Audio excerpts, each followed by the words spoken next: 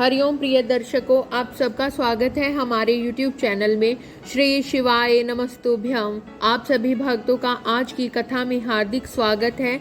आज से प्रारंभ हो रहा है सावन के इस पावन महीने में अगर हम शिव महापुराण की कथा सुनते हैं या स्वयं से शिव महापुराण का पाठ करते हैं तो इसका बहुत अधिक पुण्य फल हमें प्राप्त होता है।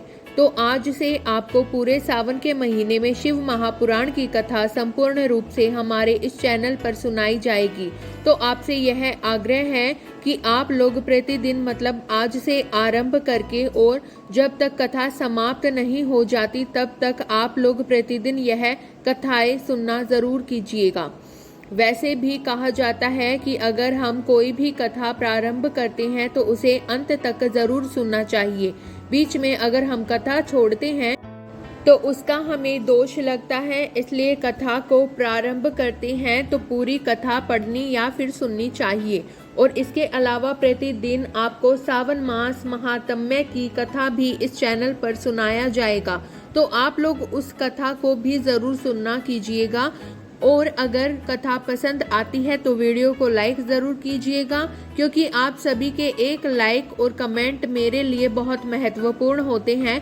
यही एकमात्र जरिया है जिनसे मुझे पता चलता है कि आपको यह वीडियो पसंद आती है और फिर इसकी वजह से मुझे बहुत अधिक प्रेरणा मिलती है।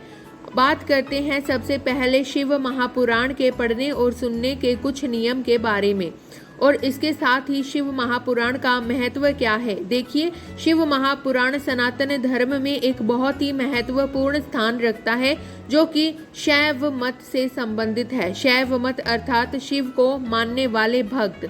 इस पुराण में भगवान शिव के विषय में विस्तार पूर्वक उल्लेख मिलता है। साथ ही इसमें शिवजी और देवी पार्वती की गाथा का भी वर्णन किया गया है। मान्यता है कि शिव महापुराण की कथा का पाठ करने वाले को या फिर पाठ सुनने वाले व्यक्ति को मोक्ष की प्राप्ति होती है, भोग की भी प्राप्ति होती है, भोग अर्थात भौतिक सुखों की भी प्राप्ति होती है और मोक्ष भी प्राप्त हो जाता है। भगवान शिव की कृपा से शिव महापुराण में भगवान शिव के विभिन्न स्वरूपों, अवतारों और सभी ज्योतिर्लिंगों के तात्विक विवेचन बताए गए हैं, रहस्य बताया गया है, महिमा और उनकी उपासना किस प्रकार से करें यह भी इसमें वर्णित है। इसके अलावा शिव पुराण में पूजा की पद्धति, ज्ञान और शिक्षा से जुड़ी महत्वपूर्ण बातें भी बताई गई हैं। शिव महापुराण सनातन धर्म के 18 महापुराण में से एक पुराण है और 18 पुराणों की सूची में शिव महापुराण चौथे नंबर पर है। वैसे तो बहुत सारे पुराण हैं जिनमें भगवान शिव के विषय में वर्णित किया गया है, लेकिन शिव महापुराण को सर्वाधिक महत्व इसलिए दिया जाता है क्योंकि शिव पुराण में भगवान शिव के विविध स्वरूपों के विषय में तो बतलाया ही गया है, इसके साथ ही इसमें शिव जी की भक्ति, शक्ति और शिव जी की महिमा का प्रचार प्रसार की भी किया गया है। जहाँ सभी पुराणों में शिव जी को त्याग, तप, वात्सल्य और करुणा आदि की मूर्ति के रूप में बताया गया है, वहीं शिव महापुराण में भगवान शिव जी को एक जीवित चरित्र पर भी प्रकाश डाला गया है, जैसे कि उनके रहन सहन, विवाह से लेकर उनके पुत्रों की उत्पत्ति आदि के विषय पर भी चर्चा की गई है और उन्हीं कारणों से शिव पुराण को खास माना जाता है। अब आइए जानते हैं कि शिव पुराण का पाठ हम कब कर सकते हैं और कैसे कर सकते हैं। देखिए, वैसे तो शिव पुराण का पाठ आप कभी भी कर सकते हैं, मतलब किसी भी महीने में कर सकते हैं, लेकिन सावन के महीने में जब हम शिव पुराण का पाठ करते हैं या फिर शिव पुराण को सुनते हैं तो उसका हमें विशेष रूप से लाभ प्राप्त होता है। शिव पुराण के पाठ से अगर आप पाठ पढ़ते हैं या फिर सुनते हैं तो इससे जाने अनजाने में कोई भी पाप कर्म हो या फिर जानबूझकर भी कई बार पाप हो जाते हैं तो उससे भी छुटकारा मिल जाता है। माना जाता है कि शिव पुराण पढ़ने वाले व्यक्ति को या फिर सुनने वाले व्यक्ति को मृत्यु के पश्चात शिव गण ही लेने के लिए आते हैं, अर्थात उन्हें यमराज के दर्शन नहीं होते हैं। इस पुराण को पढ़ने या फिर सुनने से हमारे जीवन में आ रही समस्त बाधाओं से मुक्ति मिल जाती है, क्योंकि इस पुराण में कई प्रकार के ऐसे उपाय भी बताए गए हैं जो कि हमारी दैनिक जीवन के लिए बहुत ही लाभदायक है। शिव पुराण का पाठ पढ़ने या फिर सुनने से उत्तम और योग्य संतान की प्राप्ति हो जाती है। ऐसा कहा जाता है कि निसंतान दंपत्ति भी अगर शिव पुराण का पाठ करे या फिर श्रवण करे तो उन्हें मनचाही संतान की प्राप्ति निश्चित रूप से हो जाती है, भगवान शिव की कृपा से हो जाती है। इस पाठ को पढ़ने के लाभ तो बहुत हैं, लेकिन नियम क्या है उसे भी जान लीजिए। देखिए, अगर आप शिव पुराण का पाठ पढ़ते हैं या फिर सुनते हैं तो आपको कुछ बातों का ध्यान रखना जरूरी है। जैसे कि शिव पुराण को पढ़ने या फिर सुनने से पूर्व तन और मन को शुद्ध अवश्य कर लीजिए। मन में भगवान शिव के प्रति श्रद्धा अवश्य होनी चाहिए। किसी के भी प्रति द्वेष भाव नहीं होना चाहिए। किसी की निंदा, किसी की चुगली नहीं करनी चाहिए। अन्यथा जो भी हम सुनते हैं, पुराण या फिर पूजा पाठ करते हैं, उसका पुण्य समाप्त हो जाता है। सात्विक भोजन ग्रहण करना चाहिए। तामसिक पदार्थों का त्याग करना चाहिए। किसी भी तरह का पाप नहीं करना चाहिए और किसी पर क्रोध करना या फिर किसी का दिल दुखाना, इससे समस्त प्रकार के जो पुण्य फल होते हैं वह नष्ट हो जाते हैं। इसलिए इन सभी कार्यों से बचना चाहिए। जितना भी संभव हो दूसरों की मदद करनी चाहिए। पशु पक्षी की और अन्य जीवों की निस्वार्थ और निष्कपट भाव से सेवा करनी चाहिए। इससे पुण्य फल बढ़ता है। और जो भी हम पाठ पढ़ते हैं, सुनते हैं, पूजा पाठ करते हैं, मंत्रों का जाप करते हैं, शिव जी का अभिषेक करते हैं, उसका फल हमें कई गुना होकर प्राप्त हो जाता है। इसके अलावा जैसे कि आप पाठ पढ़ रहे हैं या फिर सुन रहे हैं तो इस दौरान अगर आप शिवलिंग का अभिषेक करते हैं या विलप वृक्ष के नीचे अगर आप दीप दान करते हैं या फिर किसी भी मंदिर में जाकर दीप दान करते हैं तो उससे भी आपके इस पाठ का फल कई गुना होकर प्राप्त होता है। शिव पुराण में कुल 24,000 श्लोक हैं तथा इसमें क्रमशः 6 खंड हैं। शिव पुराण की कथा को आप पूरे सावन के महीने में सुनने वाले हैं तो इस कथा को अंत तक जरूर सुनिए। और अब शिव पुराण की कथा प्रारंभ होने से पहले भगवान गणपति का ध्यान कीजिए, भगवान शिव का ध्यान कीजिए और माता पार्वती का, स्कंद भगवान का और नागदेव का, सब परिवार भगवान भोलेनाथ का ध्यान करके आइए। अब रसपान करते हैं शिव पुराण महात्म्य का, जिसमें शौनक जी के साधन विषयक प्रश्न करने पर श्री सूत जी का उन्हें शिव महापुराण की उत्कृष्ट महिमा सुनाने का वर्णन किया गया है। आप सभी से विनम्र अनुरोध है कि यदि आप एक बार शिव पुराण की कथाएं सुनते हैं तो हर दिन आप नियम पूर्वक चाहे तो कभी भी जब भी आपको समय मिले इन कथाओं को अवश्य सुनिएगा। श्री शौनक जी ने पूछा, महाज्ञानी सूत जी, आप संपूर्ण सिद्धांतों के ज्ञाता हैं। प्रभु, मुझसे पुराणों की कथाओं के सार तत्व का विशेष रूप से वर्णन कीजिए। ज्ञान और वैराग्य सहित भक्ति से प्राप्त होने वाले विवेक की वृद्धि कैसे होती है तथा साधु पुरुष किस प्रकार अपने काम, क्रोध आदि मानसिक विकारों का निवारण करते हैं। इस घोर कलिकाल में जीव प्राय असुर स्वभाव के हो गए हैं। उस जीव समुदाय को शुद्ध अर्थात देवी संपत्ति से युक्त बनाने के लिए सर्वश्रेष्ठ उपाय क्या है? आप इस समय मुझे ऐसा कोई शाश्वत साधन बताइए जो कल्याणकारी वस्तुओं में भी सबसे उत्कृष्ट एवं परम मंगलकारी हो तथा पवित्र करने वाले उपायों में भी सर्वोत्तम पवित्र कारक उपाय हो। हे तात, वह साधन ऐसा हो जिससे अनुष्ठान से शीघ्र ही अनंत करण की विशेष शुद्धि हो जाए तथा उससे निर्मल चित्त वाले पुरुष को सदा के लिए शिव की प्राप्ति हो जाए। श्री सूत जी ने कहा, मुनि श्रेष्ठ शौनक, तुम धन्य हो क्योंकि तुम्हारे हृदय में पुराण कथा सुनने का विशेष प्रेम एवं लालसा है। इसलिए मैं शुद्ध बुद्धि से विचार कर तुमसे परम उत्तम शास्त्र का वर्णन करता हूँ। वत्स, यह संपूर्ण शास्त्रों के सिद्धांत से संपन्न भक्ति आदि को बढ़ाने वाला तथा भगवान शिव को संतुष्ट करने वाला है। कानों के लिए रसायन अमृत स्वरूप तथा दिव्य है, तुम उसे श्रवण करो। मुने, वह परम उत्तम शास्त्र है शिव पुराण, जिसका पूर्व काल में भगवान शिव ने ही प्रवचन किया था। यह काल रूपी सर्प से प्राप्त होने वाले महान त्रास का विनाश करने वाला उत्तम साधक है। देवगुरु व्यास ने संत कुमार मुनि का उपदेश पाकर बड़े आदर से संक्षेप में ही इस पुराण का प्रतिपादन किया। इस पुराण के प्रणयन का उद्देश्य है कलयुग में उत्पन्न होने वाले मनुष्यों के परम हित का साधन। यह शिव पुराण परम उत्तम शास्त्र है।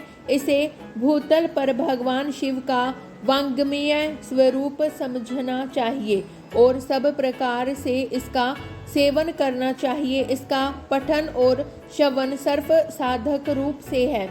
इससे दिव्य भक्ति पाकर श्रेष्ठतम स्थिति में पहुंचा हुआ मनुष्य शीघ्र ही शिव पद को प्राप्त कर लेता है। इसलिए ये संपूर्ण रत्न करके मनुष्यों ने इस पुराण को पढ़ने की इच्छा की है अथवा इसके अध्ययन को अभीष्ट साधन मानता है।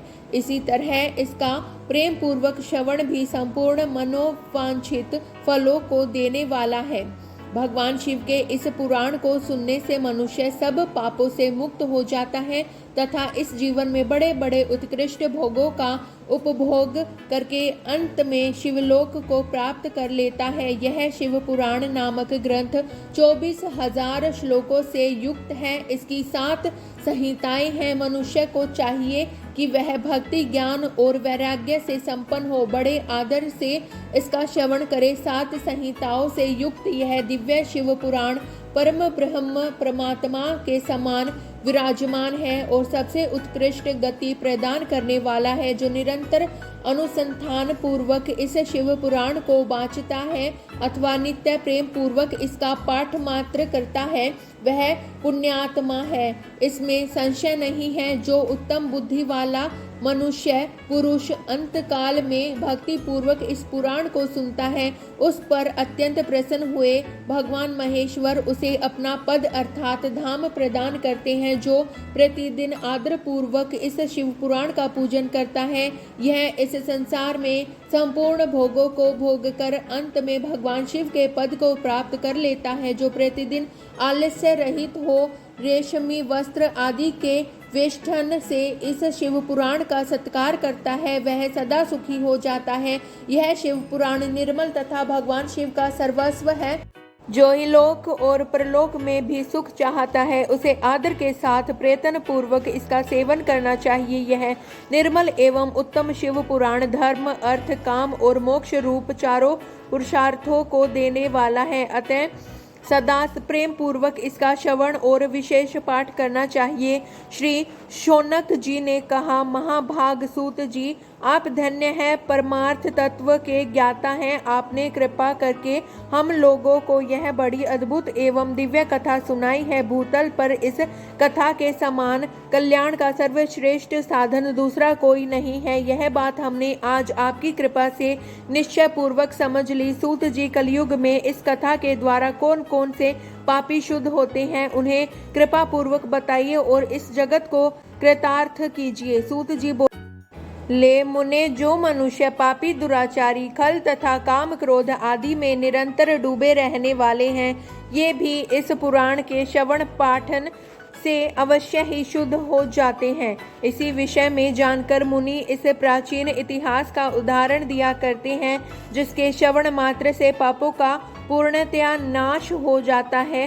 पहले की बात है, कहीं किरातों के नगर में एक ब्राह्मण रहता था जो ज्ञान में अत्यंत दुर्बल, दरिद्र, रस बेचने वाला तथा वैदिक धर्म से विमुख था।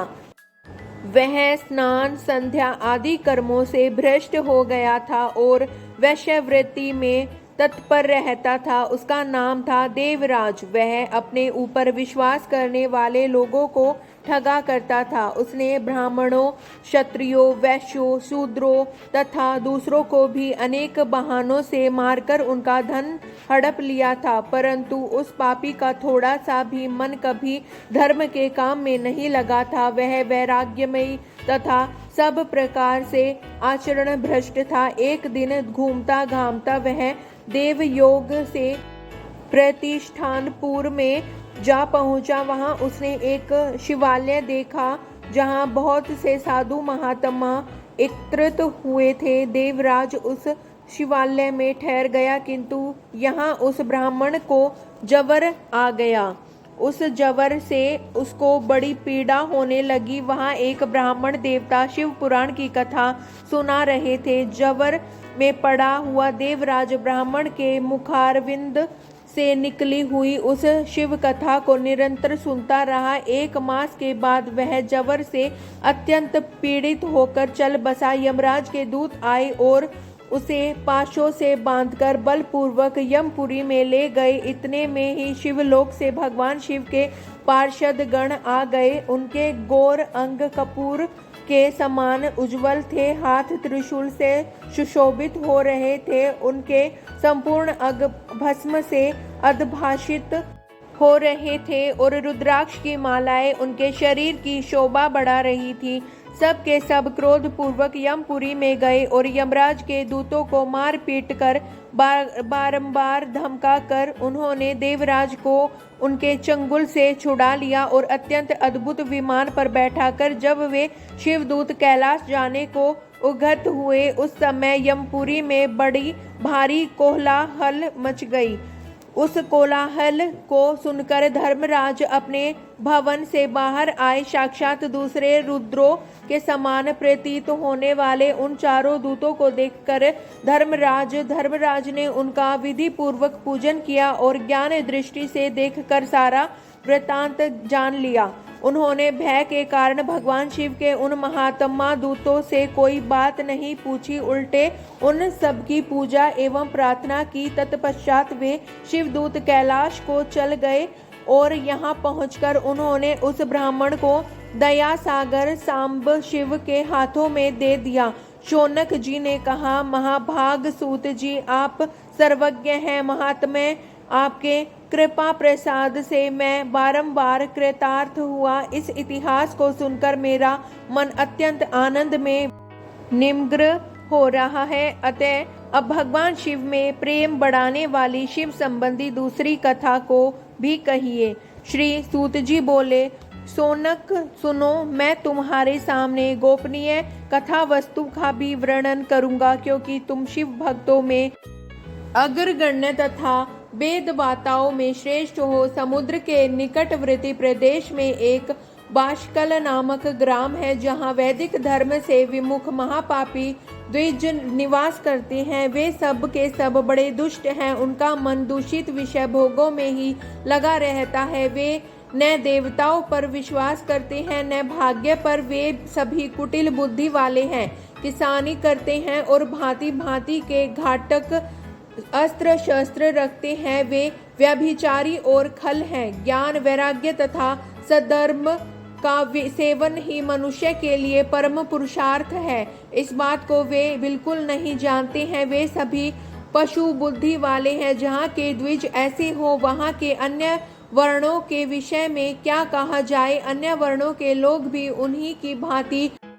कुत्सित विचार वाली और व्यभिचारिणी है। वे सद्व्यवहार तथा सदाचार से सर्वथा शून्य है। इस प्रकार वहाँ दुष्टों का ही निवास है। उस वास्कल नामक गांव में बिंदुग नामक का एक ब्राह्मण रहता था। वह अधर्मी दुरात्मा एवं महापापी था। उसकी स्त्री बहुत सुंदर थी और उसका नाम चंचुला था। वह सदा उत्तम धर्म का पालन करती थी, परंतु बिंदुग वैश्यागामी था। इस तरह कुकर्म करते हुए बहुत समय व्यतीत हो गया। उसकी स्त्री काम से पीड़ित होने पर भी सब धर्म नाश के भय से कलेश सहकर भी काफी समय तक धर्म भ्रष्ट नहीं हुई, परंतु आगे चलकर वह भी अपने दुराचारी पति के आचरण से प्रभावित होकर दुराचारिणी और अपने धर्म से विमुख हो गई। इस तरह दुराचार में डूबे हुए उन पति पत्नी का बहुत सा समय व्यर्थ बीत गया। वैश्यागामी दूषित बुद्धि वाला वह दुष्ट ब्राह्मण बिंदुग समय अनुसार मृत्यु को प्राप्त होने को नरक में चला गया। बहुत दिनों तक नरक के दुखों को भोगकर वह मूढ़ बुद्धि पापी विंध्य पर्वत पर भयंकर पिशाच हुआ। इधर उस दुराचारी बिंदुक के मर जाने पर वह चंचुला नामक स्त्री बहुत समय तक पुत्रों के साथ अपने घर में रहती रही। पति की मृत्यु के बाद वह भी अपने धर्म से गिरकर पराये पुरुषों का संग करने लगी। सतियां विपत्तियां में भी अपने धर्म का पालन करना नहीं छोड़ती। यही तो तप है। तप कठिन तो होता है लेकिन इसका फल मीठा होता है। विषयी इस सत्य को नहीं जानता, इसलिए वह विषों के विष फल का स्वाद लेते हुए भोग करता है। एक दिन देव योग से किसी पुण्य पर्व के आने पर वह अपने भाई बंधुओं के साथ गोकर्ण क्षेत्र में गई। उसने तीर्थ के जल में स्नान किया एवं बंधुजनों के साथ यत्र तत्र घूमने लगी। घूमते घूमते वह एक देव मंदिर में गई। वहां उसने एक ब्राह्मण के मुख से भगवान शिव की परम पवित्र एवं मंगलकारी कथा सुनी। कथावाचक ब्राह्मण कह रहे थे कि जो स्त्रियां व्यभिचार करती हैं वे मरने के बाद जब यमलोक जाती हैं तब यमराज के दूत उन्हें तरह तरह से यातना देते हैं। वे उसके कामांगों को तपते लोहे दंडों से दागते हैं। तप्त लोहे के पुरुष से उसका संसर्ग कराते हैं। ये सारे दंड इतनी वेदना देने वाले होते हैं कि जीव पुकार पुकार कर कहता है कि अब वह ऐसा नहीं करेगा, लेकिन यमदूत उसे छोड़ते नहीं। कर्मों का फल तो सभी को भोगना पड़ता है, क्योंकि देव ऋषि मनुष्य सभी इससे बंधे हुए हैं। ब्राह्मण के मुख से यह वैराग्य बढ़ाने वाली कथा सुनकर चंचुला भय से व्याकुल हो गई। कथा समाप्त होने पर सभी लोग वहां से चले गए। तब कथा बांचने वाले ब्राह्मण देवता से चंचुला ने कहा, हे ब्राह्मण, धर्म को न जानने के कारण मेरे द्वारा बहुत बड़ा दुराचार हुआ है। स्वामी, मेरे ऊपर कृपा कर मेरा उद्धार कीजिए। आपके प्रवचन को सुनकर मुझे इस संसार से वैराग्य हो गया है। मुझ मूढ़ चित्त वाली पापिनी को धिक्कार है। मैं निंदा के योग्य हूँ। मैं बुरे विषयों में फंसकर अपने धर्म से विमुख हो गई थी। कौन मुझ जैसी कुमार्ग में मन लगाने वाली पापिनी का साथ देगा? जब यमदूत मेरे गले में फंदा डालकर मुझे बांधकर ले जाएंगे और नरक में मेरे शरीर के टुकड़े टुकड़े करेंगे, तब मैं कैसे उन महायातनाओं को सहन कर पाऊंगी? मैं सब प्रकार से नष्ट हो गई हूँ, क्योंकि अभी तक मैं हर तरह से पाप में डूबी रही हूँ। हे ब्राह्मण, आप मेरे गुरु हैं, आप ही मेरे माता पिता हैं। मैं आपकी शरण में आई हूँ। मुझ अबला का अब आप ही उद्धार कीजिए। इस प्रकार विलाप करती हुई चंचुला ब्राह्मण देवता के चरणों में गिर पड़ी। तब ब्राह्मण ने उसे कृपा पूर्वक उठाया और ब्राह्मण बोले, नारी, तुम सौभाग्यशाली हो जो भगवान शंकर की कृपा से तुमने वैराग्य पूर्ण शिव पुराण की कथा सुनकर समय से अपनी गलती का एहसास कर लिया है। तुम डरो मत और भगवान शिव की शरण में जाओ। उनकी परम कृपा से तुम्हारे सभी पाप नष्ट हो जाएंगे। मैं तुम्हें भगवान शिव की कथा सहित वह मार्ग बताऊंगा जिसके द्वारा तुम्हें सुख देने वाली उत्तम गति प्राप्त होगी। शिव कथा सुनने से तुम्हारी बुद्धि शुद्ध हो गई है और तुम्हें पश्चाताप हुआ है तथा मन में वैराग्य उत्पन्न हुआ है। पश्चाताप ही पाप करने वाले पापियों के लिए सबसे बड़ा प्रायश्चित है। पश्चाताप ही पापों का शोधक है। इससे ही पापों की शुद्धि होती है। सत्पुरुषों के अनुसार पापों की शुद्धि के लिए प्रायश्चित पश्चाताप से ही संपन्न होता है। जो मनुष्य अपने कुकर्म के लिए पश्चाताप नहीं करता वह उत्तम गति प्राप्त नहीं करता, परंतु जिसे अपने कुकृत्य पर हार्दिक पश्चाताप होता है वह अवश्य उत्तम गति का भागीदार होता है। इसमें कोई शक नहीं है। शिव पुराण की कथा सुनने से चित्त की शुद्धि एवं मन निर्मल हो जाता है।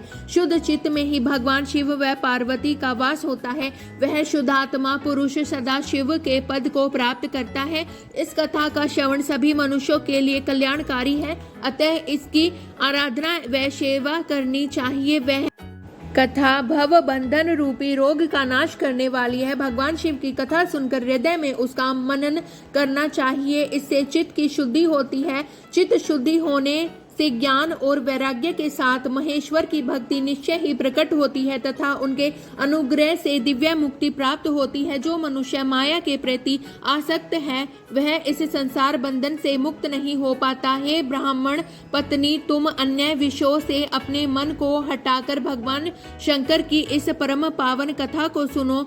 इससे तुम्हारे चित्त की शुद्धि होगी और तुम्हें मोक्ष की प्राप्ति होगी। जो मनुष्य निर्मल हृदय से भगवान शिव के चरणों का चिंतन करता है उसकी एक ही जन्म में मुक्ति हो जाती है। यह कहकर वे ब्राह्मण चुप हो गए। उनका हृदय करुणा से भर गया और वे ध्यान में मग्न हो गए। ब्राह्मण का उकत उपदेश सुनकर चंचुला के नेत्रों में आनंद के आंसू छलक आए। वह हर्ष भरे हृदय से ब्राह्मण देवता के चरणों में गिर गई और हाथ जोड़कर बोली, मैं कृतार्थ हो गई। हे ब्राह्मण शिव भक्तों में श्रेष्ठ स्वामिन, आप धन्य हैं, आप परमार्थदर्शी हैं और सदा परोपकार में लगे रहते हैं। हे मुनिवर, मैं नरक के समुद्र में गिर रही हूँ, कृपा कर मेरा उद्धार कीजिए। जिस पौराणिक व अमृत के समान सुंदर शिव पुराण कथा की बात आपने की है उसे सुनकर ही मेरे मन में वैराग्य उत्पन्न हुआ है। उस अमृतमयी शिव पुराण कथा को सुनने के लिए मेरे मन में बड़ी श्रद्धा हो रही है।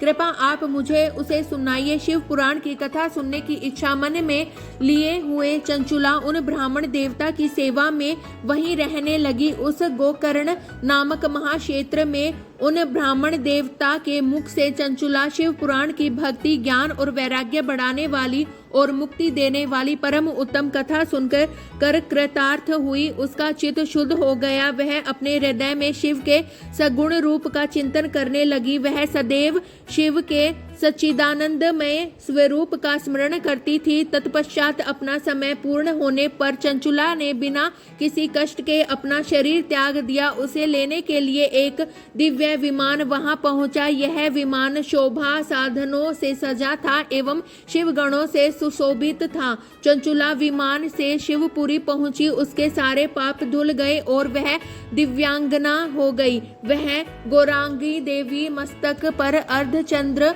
का मुकुट व अन्य दिव्य आभूषण पहने शिवपुरी पहुंची। वहां उसने सनातन देवता त्रिनेत्रधारी महादेव शिव को देखा। सभी देवता उनकी सेवा में भक्ति भाव से उपस्थित थे। उनकी अंग कांति करोड़ों सूर्यों के समान प्रकाशित हो रही थी। 5 मुख और हर मुख में 3 नेत्र, मस्तक पर अर्धचंद्राकार मुकुट शोभायमान हो रहा था। कंठ में नील चिन्ह था। उनके साथ में देवी गौरी विराजमान थी जो विद्युत पुंज के समान प्रकाशित हो रही थी। महादेव जी की कांति कपूर के समान गौर थी। उनके शरीर पर श्वेत वस्त्र थे तथा शरीर श्वेत भस्म से युक्त था। इस प्रकार भगवान शिव के परम उज्जवल रूप के दर्शन कर चंचुला बहुत प्रसन्न हुई। उसने भगवान को बारंबार प्रणाम किया और हाथ जोड़कर प्रेम, आनंद और संतोष से युक्त हो विनीत भाव से खड़ी हो गई। उसके नेत्रों से आनंदाश्रुओं की धारा बहने लगी। भगवान शंकर व भगवती गौरी उमा के करुणा के साथ सौम्य दृष्टि से देखकर चंचुला को अपने पास बुलाया। गौरी उमा ने उसे प्रेम पूर्वक अपनी सखी बना लिया। चंचुला सुख पूर्वक भगवान शिव के धाम में उमा देवी की सखी के रूप में निवास करने लगी। एक दिन चंचुला आनंद में मग्न उमा देवी के पास गई और दोनों हाथ जोड़कर उनकी स्तुति करने लगी। चंचुला बोली, हे गिरि स्कंद माता उमा, आप सभी मनुष्यों एवं देवताओं द्वारा पूज्य तथा समस्त सुखों को देने वाली हो। आप शंभु प्रिय हैं। आप ही सगुणा और निर्गुणा है। हे सच्चिदानंद स्वरूपिणी, आप ही प्रकृति की पोषक हैं। हे माता, आप ही संसार की सृष्टि, पालन और संहार करने वाली हैं। आप ही ब्रह्म, विष्णु और महेश को उत्तम प्रतिष्ठा देने वाली परम शक्ति हैं। सदगति प्राप्त चंचुला इस प्रकार देवी की स्तुति कर शांत हो गई। उसकी आंखों में प्रेम के आंसू उमड़ आए। तब शंकर प्रिया भक्त वत्सला उमा देवी ने बड़े प्रेम से चंचुला को चुप कराते हुए कहा, सखी चंचुला, मैं तुम्हारी स्तुति से प्रसन्न हूँ। बोलो, क्या वर मांगती हो? चंचुला बोली, हे गिरिराज कुमारी, मेरे पति बिंदुग इस समय कहाँ है? मुझे बताइए और कुछ उपाय कीजिए ताकि हम फिर से मिल सके। हे महादेवी, मेरे पति एक शूद्र जाति वैश्य के प्रति आसक्त थे और पाप में ही डूबे रहते थे। गिरिजा बोली, बेटी, तुम्हारा पति बिंदुग बड़ा पापी था, उसका अंत बड़ा भयानक हुआ। वैश्या का उपभोग करने के कारण वह मूर्ख नरक में अनेक वर्षों तक अनेक प्रकार के दुख भोग कर अब शेष पाप को भोगने के लिए विंध्य पर्वत पर पिशाच की योनि में रह रहा है। वह दुष्ट वहीं वायु पीकर रहता है और सब प्रकार के कष्ट सहता है। गौरी देवी की यह बात सुनकर चंचुला अत्यंत दुखी हो गई।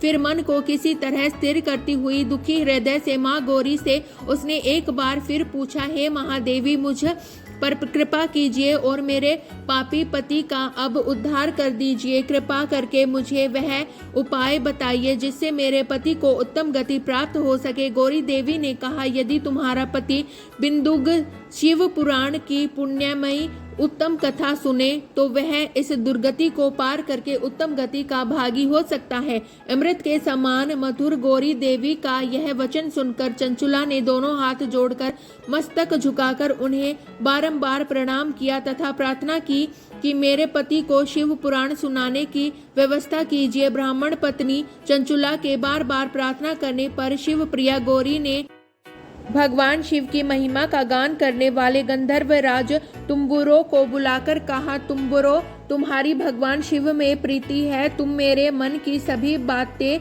जानकर मेरे कार्यों को सिद्ध करते हो। तुम मेरी इस सखी के साथ विंध्य पर जाओ, वहाँ एक महाघोर और भयंकर पिशाच रहता है। पूर्व जन्म में वह पिशाच बिंदुग नामक ब्राह्मण मेरी इस सखी चंचुला का पति था, परंतु वह वैराग्यमयी हो गया। वह स्नान संध्या आदि नित्य कर्म छोड़कर अपवित्र रहने लगा। क्रोध के कारण उसकी बुद्धि भ्रष्ट हो गई। दुर्जनों से उसकी मित्रता तथा सज्जनों से द्वेष बढ़ गया था। वह अस्त्र शस्त्र से हिंसा करता, लोगों को सताता और उनके घरों में आग लगा देता था। चंडालों से दोस्ती करता वे रोज वैश्या के पास जाता था। पत्नी को त्याग कर दुष्ट लोगों से दोस्ती कर उन्हीं के संपर्क में रहता था। वह मृत्यु तक दुराचार में फंसा रहा। मृत्यु के बाद उसे पापियों के भोग स्थान यमपुर ले जाया गया। वहां घोर नरकों को सहकर इस समय वह विंध्य पर्वत पर पिशाच बनकर रह रहा है और पापों का फल भोग रहा है। तुम उसके सामने परम पुण्यमयी पापों का नाश करने वाली शिव पुराण की दिव्य कथा का प्रवचन करो। इस कथा को सुनने से उसका हृदय सभी पापों से मुक्त होकर शुद्ध हो जाएगा और वह प्रेत योनि से मुक्त हो जाएगा। दुर्गति मुक्त होने पर उस बिंदुग नामक पिशाच को विमान पर बिठाकर तुम शिव भगवान के पास ले आना। माँ उमा का आदेश पाकर गंधर्व राज तुम्बुरो प्रसन्नता पूर्वक अपने भाग्य की सराहना करते हुए चंचुला के साथ लेकर विमान से पिशाच के निवास स्थान विंध्य पर्वत गया। वहां पहुंचकर उसने उस विकराल आकृति वाले पिशाच को देखा। उसका शरीर विशाल था, उसकी थोड़ी बड़ी थी। वह कभी हंसता, कभी रोता और कभी उछलता था। महाबली तुम्बुरो ने बिंदुग नामक पिशाच को पाशों से बांध लिया। उसके पश्चात तुम्बुरो ने शिव पुराण की कथा बांचने के लिए स्थान तलाश कर मंडप की रचना की। शीघ्र ही इस बात का पता लोगों को चल गया कि एक पिशाच के उद्धार हेतु देवी पार्वती की आज्ञा से तुम्बुरो शिव पुराण की अमृत कथा सुनाने विंध्य पर्वत पर आया है। उस कथा को सुनने के लोभ से बहुत से देव ऋषि वहां पहुंच गए। सभी को आदर पूर्वक स्थान दिया गया। पिशाच बिंदुग को पाशों से बांधकर आसन पर बिठाया गया और तब तुम्बुरो ने परम उत्तम शिव पुराण की अमृत कथा का गान शुरू किया। उसने पहली विदेश्वर संहिता से लेकर 7वीं वायु संहिता तक शिव पुराण की कथा का स्पष्ट वर्णन किया। सातों संहिताओं सहित शिव पुराण को सुनकर सभी श्रोता कृतार्थ हो गए। परम पुण्यमयी शिव पुराण को सुनकर पिशाच सभी पापों से मुक्त हो गया और उसने पिशाच शरीर का त्याग कर दिया। शीघ्र ही उसका रूप दिव्य हो गया। उसका शरीर गौर वर्ण का हो गया। शरीर पर श्वेत वस्त्र एवं पुरुषों के आभूषण आ गए। इस प्रकार दिव्य देहधारी होकर बिंदुग अपनी पत्नी चंचुला के साथ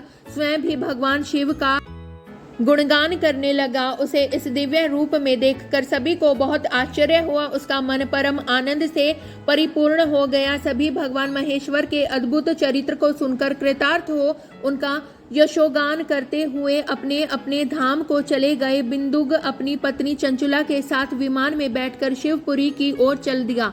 महेश्वर के गुणों का गान करता हुआ बिंदुग अपनी पत्नी चंचुला व तुम्बुरों के साथ शीघ्र ही शिवधाम पहुंच गया। भगवान शिव व देवी पार्वती ने उसे अपना पार्षद बना लिया। दोनों पति पत्नी सुखपूर्वक भगवान महेश्वर एवं देवी गौरी के अविचल निवास पाकर धन्य हो गए। शौनक जी कहते हैं, सूत जी आपको नमस्कार है, आप धन्य हैं और शिव भक्तों में श्रेष्ठ हैं। आपके महान गुण वर्णन करने योग्य हैं। अब आप कल्याणमय पुराण के श्रवण की विधि बतलाइए जिससे सभी श्रोताओं को संपूर्ण उत्तम फल की प्राप्ति हो सके। सूत जी ने कहा, मुने अब मैं तुम्हें संपूर्ण फल की प्राप्ति के लिए शिव पुराण के श्रवण की विधि बता रहा हूँ। पहले किसी ज्योतिषी को बुलाकर दान पुण्य से संतुष्ट करके अपने सहयोगी लोगों के साथ बैठकर बिना किसी विघ्न बाधा के कथा की समाप्ति होने के उद्देश्य से शुभ मुहूर्त का अनुसंधान कराएं और प्रयत्न पूर्वक देश देश में स्थान स्थान पर यह संदेश भेजे कि हमारे यहाँ शिव पुराण की कथा होने वाली है। अपने कल्याण की इच्छा रखने वाले लोगों को उसे सुनने के लिए अवश्य पधारना चाहिए। कुछ लोग भगवान श्री हरि की कथा से बहुत दूर पड़ गए हैं। कितने ही स्त्री शूद्र आदि भगवान शंकर के कथा कीर्तन से वंचित रहते हैं। उन सबको भी सूचना हो जाए ऐसा प्रबंध करना चाहिए। देश देश में जो भगवान शिव के भक्त हो तथा शिव कथा के कीर्तन और श्रवण के लिए उत्सुक हो उन सबको आदर पूर्वक बुलवाना चाहिए और आए हुए लोगों का सब प्रकार से आदर सत्कार करना चाहिए। शिव मंदिर में, तीर्थ में, वन प्रांत में अथवा घर में शिव पुराण की कथा सुनने के लिए उत्तम स्थान का निर्माण करना चाहिए। केले के खंबे से सुशोभित एक ऊंचा कथा मंडप तैयार कराएं।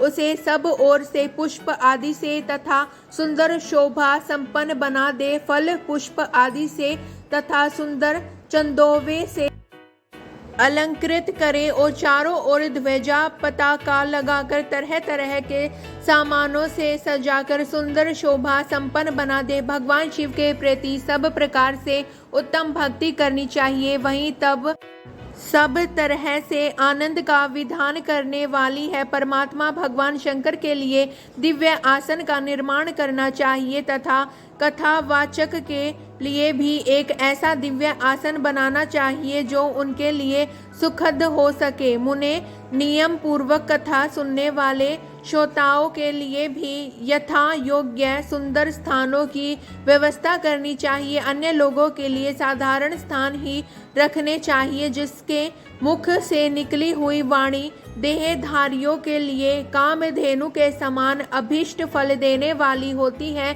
उस पुराण वेता विद्वान वक्ता के प्रति तुच्छ बुद्धि कभी नहीं करनी चाहिए। संसार में जन्म तथा गुणों के कारण बहुत से गुरु होते हैं परंतु उन सब में पुराणों का ज्ञाता विद्वान ही परम गुरु माना गया है। पुराण वेता पवित्र, दक्ष, शांत, ईर्ष्या पर विजय पाने वाला, साधु और दयालु होना चाहिए। ऐसा प्रवचन कुशल विद्वान इस पुण्यमयी कथा को कहे। सूर्योदय से आरंभ करके 3:30 पहर तक उत्तम बुद्धि वाले विद्वान पुरुष को शिव पुराण की कथा समयक रीति से बाँचनी चाहिए। मध्याह्न काल में 2 घड़ी तक कथा बंद रखनी चाहिए जिससे कथा कीर्तन से अवकाश पाकर लोग मल मूत्र का त्याग कर सके तथा कथा आरंभ के दिन से 1 दिन पहले व्रत ग्रहण करने के लिए वक्ता को शोर करा लेना चाहिए। जिन दिनों कथा हो रही हो उन दिनों प्रयत्न पूर्वक प्रातःकाल का सारा नित्य कर्म संक्षेप से ही कर लेना चाहिए। वक्ता के पास उसकी सहायता के लिए एक दूसरा वैसा ही विद्वान स्थापित करना चाहिए। वह भी सब प्रकार से संशयों को निवृत्त करने में समर्थ और लोगों को समझाने में कुशल हो। कथा में आने वाले विघ्नों की निवृत्ति के लिए गणेश जी का पूजन करें। कथा के स्वामी भगवान शिव की तथा विशेषतः शिव पुराण की पुस्तक की भक्ति काल से पूजा करें। तत्पश्चात उत्तम बुद्धि वाला श्रोता तन मन से शुद्ध एवं प्रसन्न चित्त हो आदर पूर्वक शिव पुराण की कथा सुने। जो वक्ता और श्रोता अनेक प्रकार के कर्मों में भटक रहे हो, काम आदि 6 विकारों से युक्त हो, स्त्री में आसक्ति रखते हो और पाखंड पूर्ण बातें कहते हो, वे पुण्य के भागी नहीं होते। जो लौकिक चिंता तथा धन गृह एवं पुत्र आदि की चिंता को छोड़कर कथा में मन लगाए रहते हैं, उन शुद्ध बुद्धि पुरुषों को उत्तम फल की प्राप्ति होती है। जो श्रोता श्रद्धा और भक्ति से युक्त होते हैं, दूसरे कर्मों में मन नहीं लगाते और मौन पवित्र एवं उद्वेग शून्य होते हैं, वे ही पुण्य के भागी होते हैं। श्री सूत जी बोले, शौनिक, अब शिव पुराण सुनने का व्रत लेने वाले पुरुषों के लिए जो नियम है उन्हें भक्ति पूर्वक सुनो। नियम पूर्वक इस श्रेष्ठ कथा को सुनने से बिना किसी विघ्न बाधा के उत्तम फल की प्राप्ति होती है। जो लोग दीक्षा से रहित हैं, उनका कथा श्रवण में अधिकार नहीं है। अतः मुने, कथा सुनने की इच्छा वाले सब लोगों को पहले वक्ता से दीक्षा ग्रहण करनी चाहिए। जो लोग नियम से कथा सुने उनको ब्रह्मचर्य में रहना चाहिए, भूमि पर सोना, पत्तल में खाना और प्रतिदिन कथा समाप्त होने पर ही अन्न ग्रहण करना चाहिए। जिसमें शक्ति हो वह पुराण की समाप्ति तक उपवास करके शुद्धता पूर्वक भक्ति भाव उत्तम शिव पुराण को सुने। इस कथा का व्रत लेने वाले पुरुष को प्रतिदिन एक ही बार हविष्यान भोजन करना चाहिए। जिस प्रकार से कथा श्रवण का नियम सुख पूर्वक सध सके वैसे ही करना चाहिए। गरिष्ठ अन्न, दाल, जला अन्न, सेम, मसूर, भाव दूषित तथा बासी अन्न को खा कथा व्रती पुरुष कभी कथा को न सुने। जिसने कथा का व्रत ले रखा हो वह पुरुष प्याज, लहसुन, हींग, गाजर, मादक वस्तु तथा आमिष कही जाने वाली वस्तुओं को त्याग दे। कथा का व्रत लेने वाला पुरुष काम, क्रोध आदि 6 विकारों को, ब्राह्मणों की निंदा को तथा पवित्रता और साधु संतों की निंदा को भी त्याग दे। कथा व्रती पुरुष प्रतिदिन सत्य, शौच, दया, मौन, सरलता, विनय तथा हार्दिक उदारता इन सद्गुणों को सदा अपनाए रहे। यदि आपको हमारी वीडियो अच्छी लगी हो तो वीडियो को लाइक करें, शेयर करें और कमेंट करें। और यदि आप हमारे YouTube चैनल पर नए हैं तो चैनल को सब्सक्राइब करना ना भूलें। तो मिलते हैं अगली ऐसी ही इंटरेस्टिंग वीडियो के साथ। धन्यवाद दोस्तों।